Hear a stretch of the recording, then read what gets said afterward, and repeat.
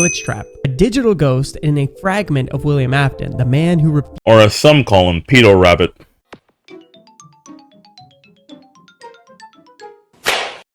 Sorry for interrupting. I'd like to say now that this is the part of a new series I'm making called LoreMasters.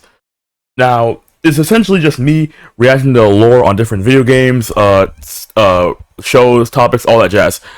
We're beginning with FNAF, because of course we would. aka entire FNAF lore explained in 15 minutes. By Rexter. Sorry, I had to check it for a second. Original video will be linked in the description, and without further ado, enough wasting your time, let's get into it, baby. 15 minutes. Oh shit! Oh damn! My headphones were not plugged in. Here's the entire FNAF lore in 15 minutes. Lay it on me. Buckle up, because here we go. Our story starts in the late 1970s to early 1980s with two men, William Afton and already this might be debunked already, because then it started in the 1930s. Actually, hold on. No, this video is fairly new. It was uploaded a month ago. All right, type shit. Henry Emily. Together, they founded Fredbear's Family Diner, a small pizzeria featuring two animatronic mascots, Fredbear and Spring Bonnie. Now, these weren't just robots. They were spring-lock technology, allowing them to function as both an animatronic and a wearable suit. But we know now this was a terrible idea. These suits were fragile. One wrong move and the lock snapped shut. All it took was a simple and just your heart's gone, bro. Your entire liver is gone. You look like All Might after his fight with All for One, but not even the off-screen one, the one on screen. You're cooked. Anything or anyone inside, and they weren't the only danger lurking in this place. And this was in an establishment with badass kids, rude ass children with sodas, bro. You telling me not one child accidentally ran into an employee with a soda in hand or drink and just spilled all over him? They should have been sued ages ago. Well, people worked there, died, and they showed that shit up. Nah, they're good at covering their cracks, I guess. One night, Henry Emily's daughter, Charlotte, aka Charlie, was locked outside the pizzeria, and in the darkness, William Afton was waiting. You see, he was a killer, and that's exactly what he did. He killed her, just like that. But her story wasn't over, because Henry had built something inside the diner, a security animatronic called the Puppet. And not a single human being saw that child jumping outside. And that night, Charlie's soul merged with the Puppet, creating the first haunted animatronic. This was just the beginning of Afton's horrific legacy. You see, the thing is, Afton grew more bold. At the newly established Freddy Fazbear's Pizza, he used a yellow Spring Bonnie suit to lure 5 children into the back room. One by one, he murdered them, leaving no trace, except for the blood stains soaking in the walls. But as we know now, the past doesn't stay buried. Soon after, the animatronics began acting strangely. That's because the children's souls had possessed them. That nigga asked if you got games on your phone. Freddy, Bonnie, Chica, Foxy. And the one who remained broken, Golden Freddy, the forever vengeful spirit. And in case you forgot, that's why he always says it's me. Now, shockingly enough, literally this was William's plan from the entire time. He even made a compartment where children would fit perfectly inside of these animatronic suits, hoping to kill them. Yeah!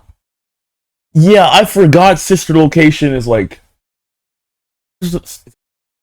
Sister Location is a prequel to FNAF 1. When it happened, it was a prequel. Huh.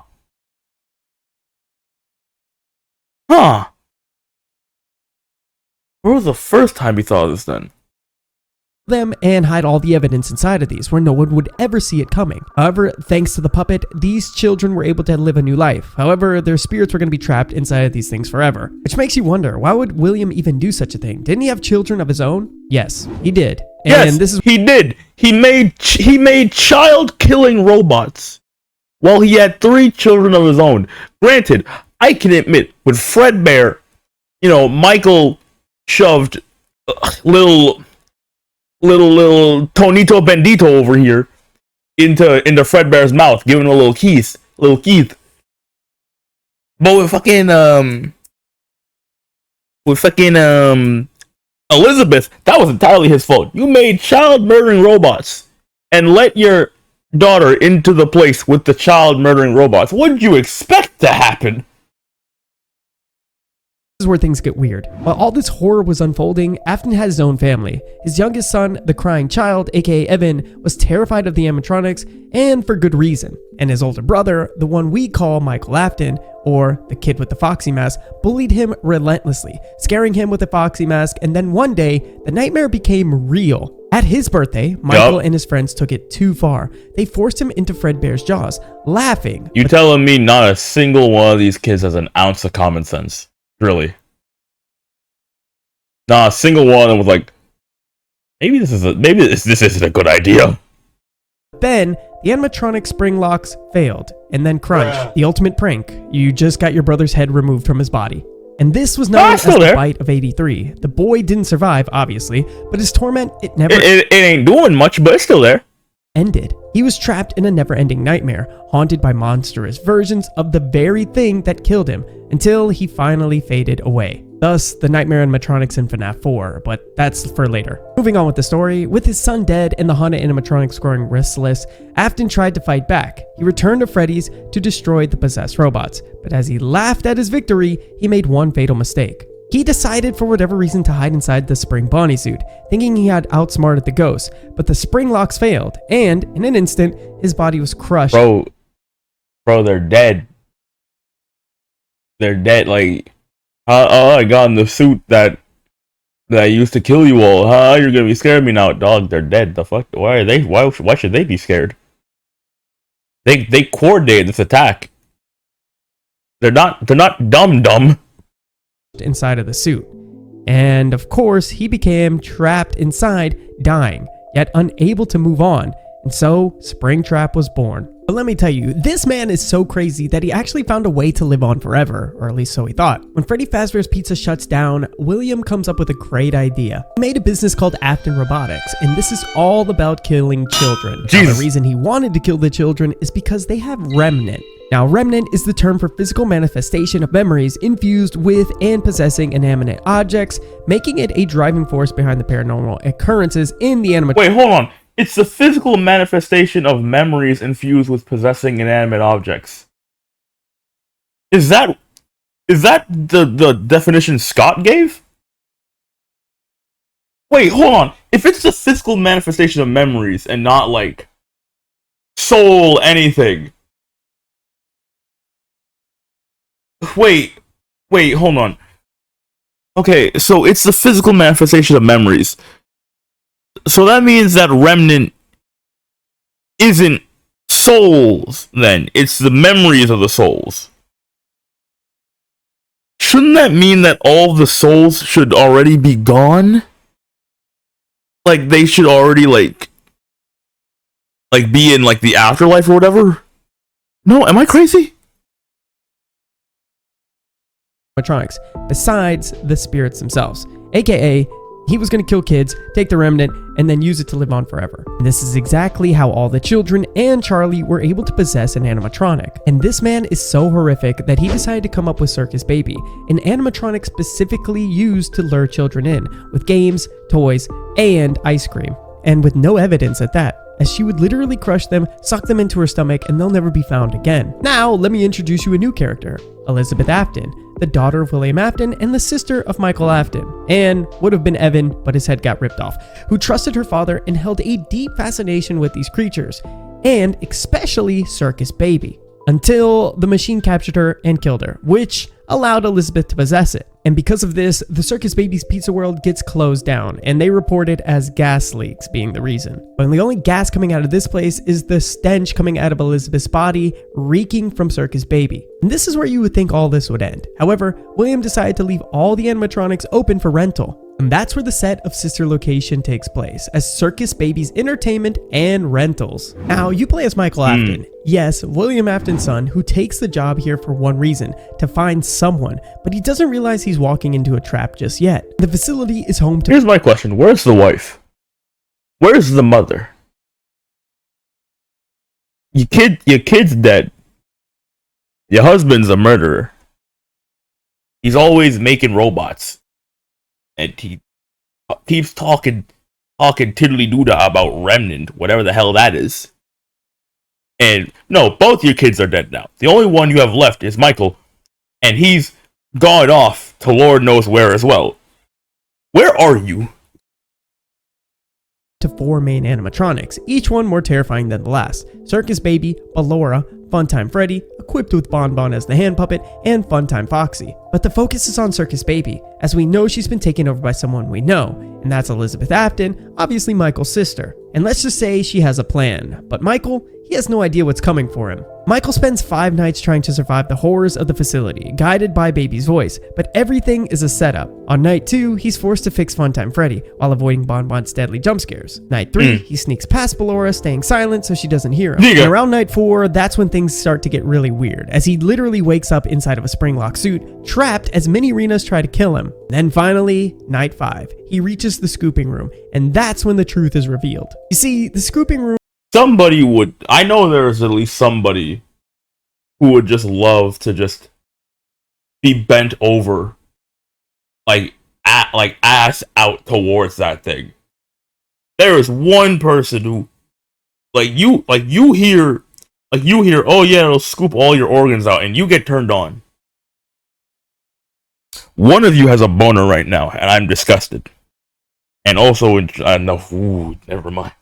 Room is where broken animatronics are torn apart from the inside. But tonight, it's not for the animatronics, it's for Michael. All along, Baby had a plan to escape, but she couldn't do it alone, so she tricked Michael into coming here. Every animatronic in the facility had already been melted down and fused together into one monstrous being, and that was Ennard. And that's right, you guessed it, they needed a human body, so they scoop Michael's insides out and crawl inside of his skin. Pretty terrifying, right? And believe it or not, at first it worked. Ennard walked out disguised as Michael, but his body started to rot away and the animatronic pieces had to escape. And so, Ennard decided to jump into the sewer like he was it, leaving what was left of Michael's body rotting on the sidewalk. And yet, just as FNAF does, Michael somehow didn't die. Hey man, I've been there too. Shit, you meet someone, you go in and have a good time. It's all sunshines and rainbows, both for a good couple days. Then, she just eats you out from the inside, taking everything she can, brains you and leave. It's gonna get better, bro. It's gonna get better. I promise. He get back up. In his Hell yeah. His eyes were glowing, and with one goal in mind, he muttered, "Father, I will find you." Because now, Michael Afton is going to be hunting his own father. Speaking of his father... That's fantastic, but where's your mother? Where is she? Why... She had 3 of you. She had to have loved your father. She had 3 of you fuckers. Why? Where? Whatever happened to him? Well, it's been 30 years since the Freddy Fazbear's Pizza closed, and the urban legends, the ghost stories, they've become nothing more than myths. But then, someone decided to turn those stories into a real-life horror attraction, thus for opening a place called Fazbear Frights. And you see, the idea was genius. Recreate the terrifying mystery of Freddy's, and then use the old props and salvaged items for the abandoned location. But on night 2, they found something really weird, something they should have left buried. Hidden inside of the restaurant, they discovered an old rotting animatronic suit. At first, it seemed like a great addition to the attraction, but they didn't realize there was something inside of it. That animatronic suit wasn't just any relic, it was Springtrap, and inside, William Afton himself. As we know now, that decades earlier, William Afton was trapped inside of this thing. And thus the real fun begins, as unlike the past games, there's no multiple animatronics hunting you down. There's only going to be one, and unlike before, this animatronic isn't possessed by a child seeking revenge.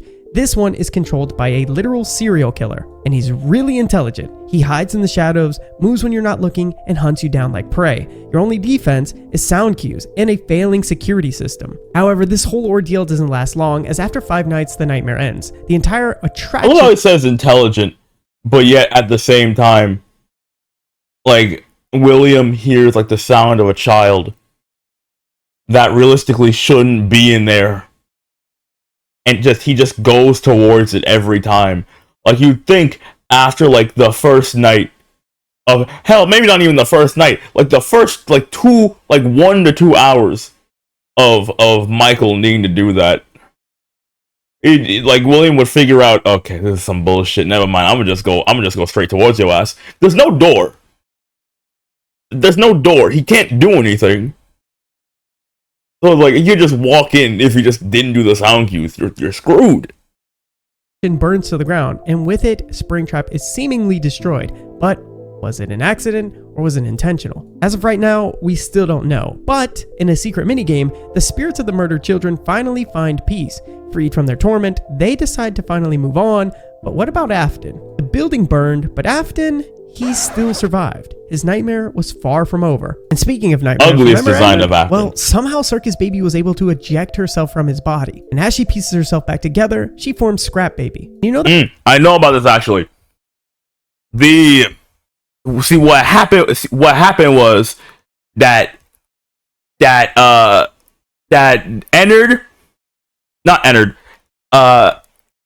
Freddy, Laura, and Funtime Foxy, they all had and Baby, they all had an argument, and Baby was losing the argument. Well, not really losing, more like getting ganged up on in the argument. And then they was all like, nah, we don't need you. Get your ass out of here. Baby said, nah, I'm the brains of this operation. You just a dummy. So shut the hell up. I need to take the wheel. They said, no, get the hell up out of here. Which, if that's the case, then the theory on Ballora being Baby's mother it are very false. Because I don't know if a mother do that to their baby, but okay. That means Ballora's just most likely just a really fucking smart AI. I think that's the same thing with Freddy. Is it? I don't... Huh. That's a good question I never asked myself. Are the Funtimes actually possessed?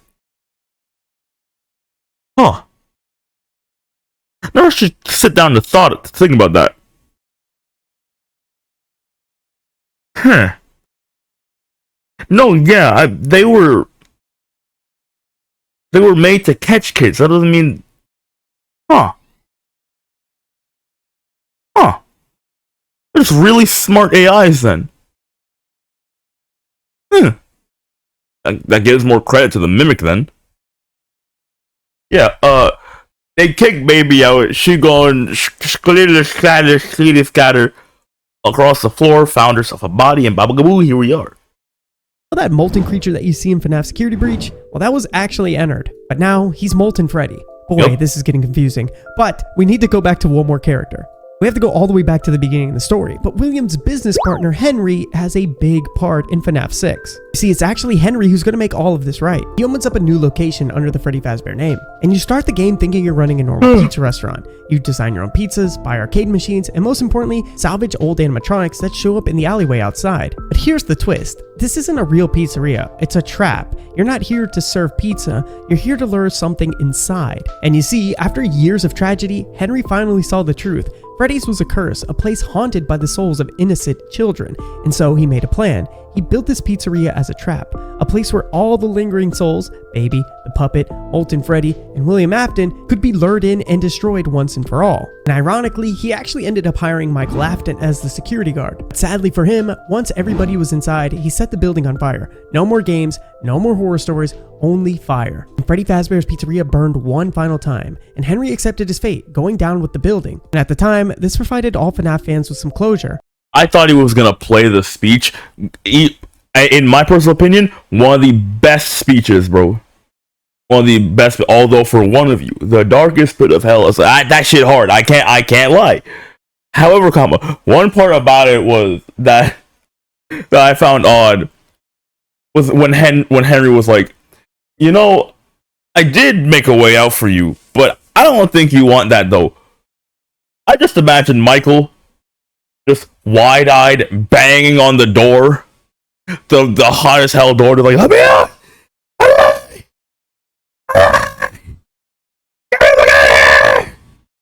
Just like Henry never gave Michael, and he never asked for any confirmation. No, just assumed, just like, yeah, no, I think you want to be burned alive. Yeah. I'm pretty sure that's what we need. We all need getting burned alive every now and again. Shit like that.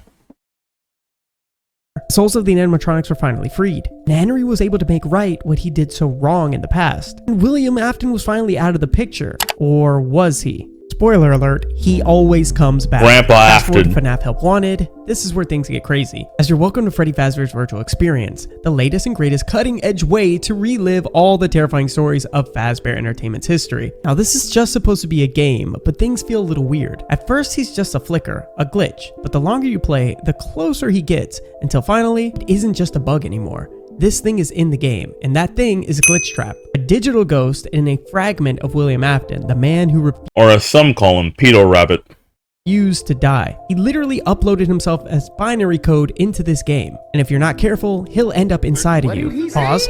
However, that's how he ends up inside of Vanessa, who eventually becomes Vanny. The whole game. He gets in the huh?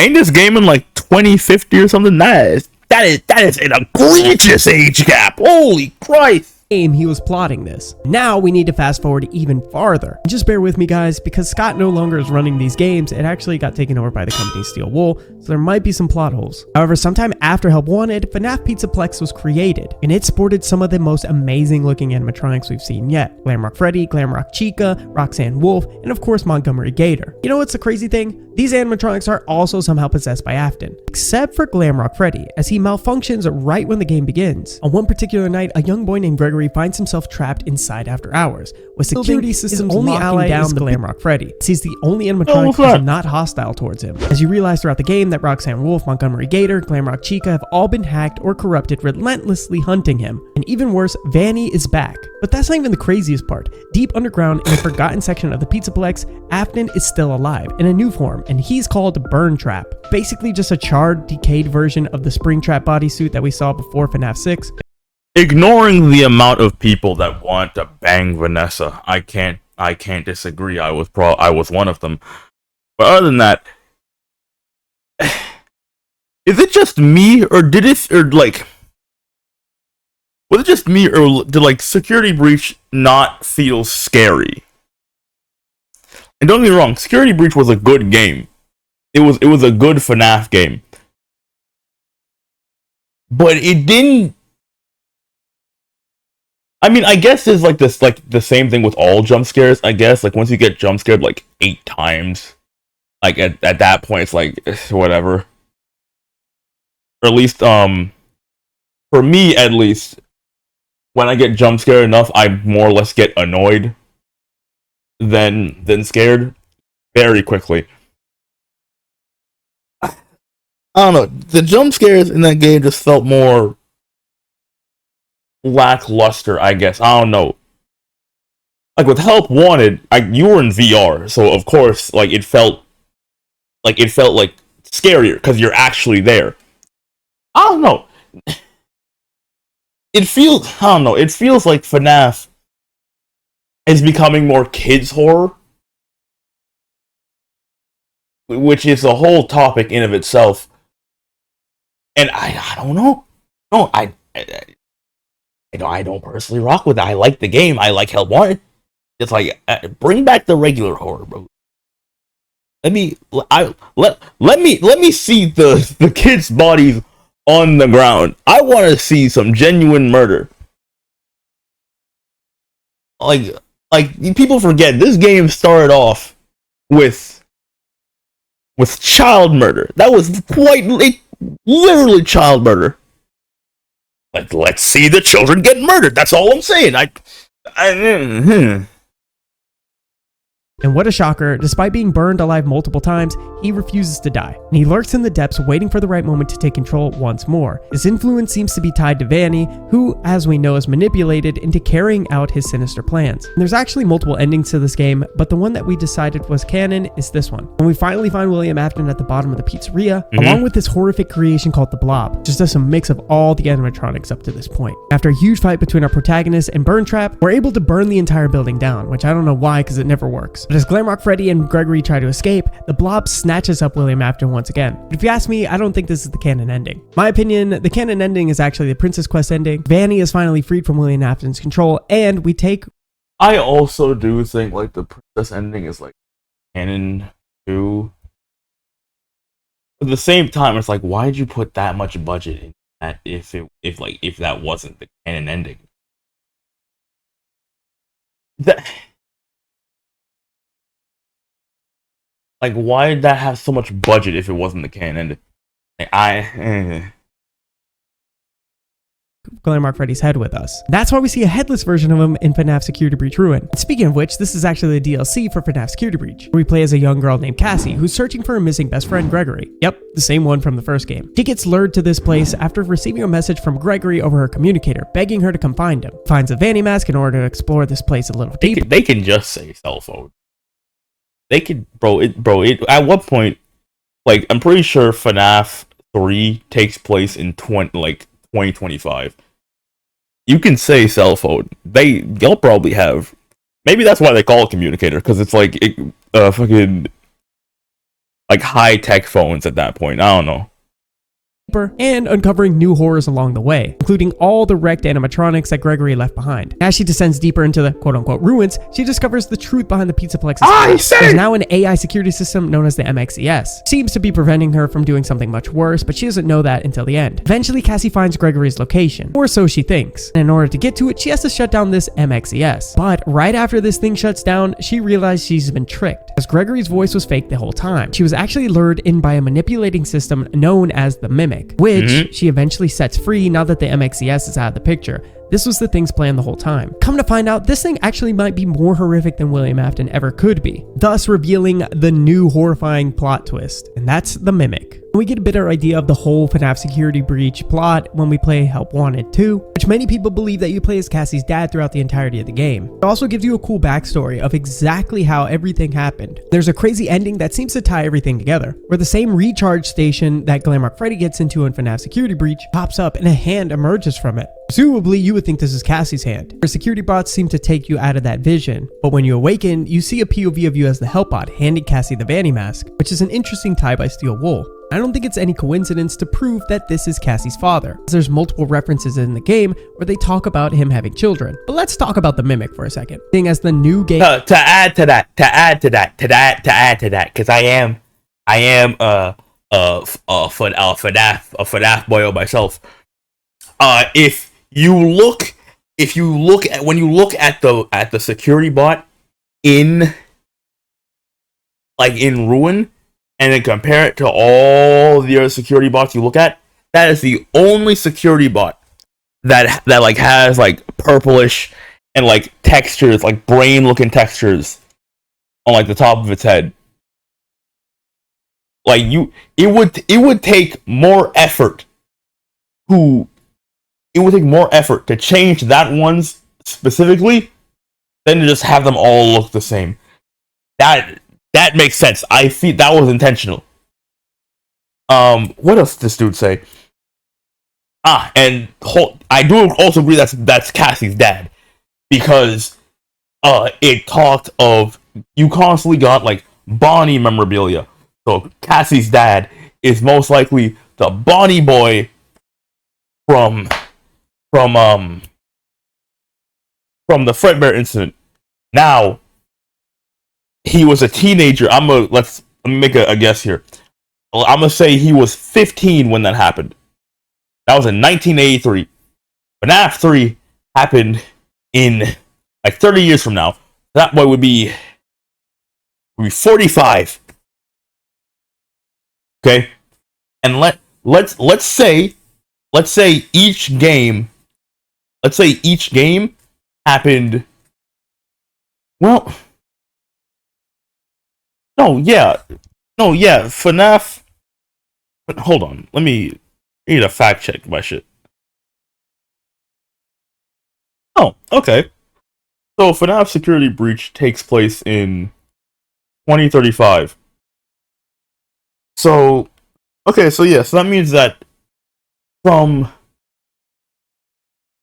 Okay, so FNAF 3 happened in 2025. It's a 30-year jump. Damn, so that means that the FNAF games, like the rest of the FNAF games up to Security Breach, are like a 10-year time span. Damn, that's crazy ass decade. But all right, that means that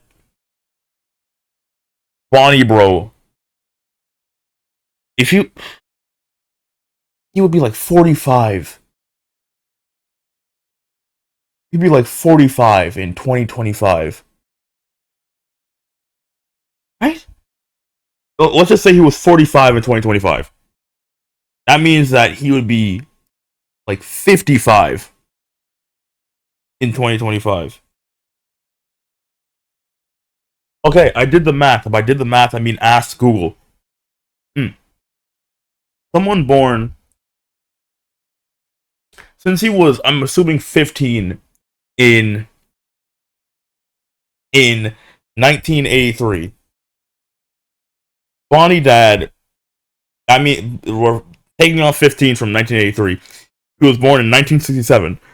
So meaning in today he would be 58 years old in May of 2025. But this is in 2035 though. So add 10 years. That means that he would be 68 years old in 2035. I don't know if are you expecting? Here's the thing, I wouldn't even be surprised if that was the case, because things like that have happened in FNAF. But like, you telling me a 68-year-old man has a daughter who is a child, really? I don't know, cuz it's definitely her dad. That's a fact. It's definitely her dad. But the evidence of Bonnie, bro, is there. Game is going to literally be the secrets of the Mimic. The Mimic is a horrible creature created by Edwin Murray, who decided to create this creature in order to look after his son since he was so busy. It was able to adapt and learn from its surroundings. But we all know things go terribly wrong, and eventually the Mimic kills everybody in sight and somehow ended up at the bottom of the Pizzaplex until Cassie released it, which not really her fault. She was just trying to save her best friend after all, but on the way up from the elevator, the Mimic crashes it down, and now he's out in the free world. And he, in my opinion, is so much worse than William Afton. Even though William can't die, this guy is out for havoc, and he's more intelligent than anyone else around him. So I'm glad that Stillwool actually came up. Yeah, at the very least, like, William was a human. You can predict human behavior. You can't predict the behavior of something that not even running on instinct, but running on pure code. He has a singular goal and a singular want, and it does not give a damn how it gets there, what it does, or even if what it does, its goal to do what it wants to, like, hurts it in the long run. It just wants to do it. Out with a backstory for this exact character, which is going to turn this franchise into a whole mess, but in reality it might actually save it, as the Mimic is one of the most compelling characters that we've seen yet this far in FNAF. And trust me, this story is far from over. We have so many loose ends that still need to be covered up. I type shit, bro.